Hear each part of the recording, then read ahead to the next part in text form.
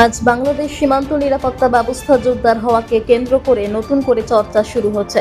বিশেষ করে 15 জনকে ঘিরে বিভিন্ন মহলে তৈরি হচ্ছে জল্পনা কৌতূহল। সীমান্তের একাধিক সংবেদনশীল এলাকায় নজরদারি বাড়ানো হচ্ছে বলে সূত্রের খবর। জানা যাচ্ছে, সীমান্তবর্তী এলাকাগুলোতে বিএসএফ টহলদারি আরও জোরদার করেছে। একইভাবে বাংলাদেশের সীমান্তরক্ষী বাহিনী বিজিবিও নিজেদের নজরদারি বাড়িয়েছে। কাঁটাতারের দুই পাশে নিরাপত্তা বাহিনীগুলো পরিস্থিতির উপর কড়া নজর রাখছে।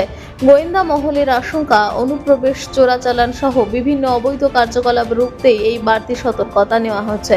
ফলে সীমান্ত এলাকায় নিরাপত্তা ব্যবস্থা এখন আগের তুলনায় অনেক বেশি কঠোর। তবে সামাজিক যোগাযোগ মাধ্যম যুদ্ধ বা বড় ধরনের সংঘাত নিয়ে নানা দাবি ছড়ালেও সে বিষয়ে এখনো পর্যন্ত কোনো সরকারি বা আনুষ্ঠানিক নিশ্চিত তথ্য সামনে আসেনি।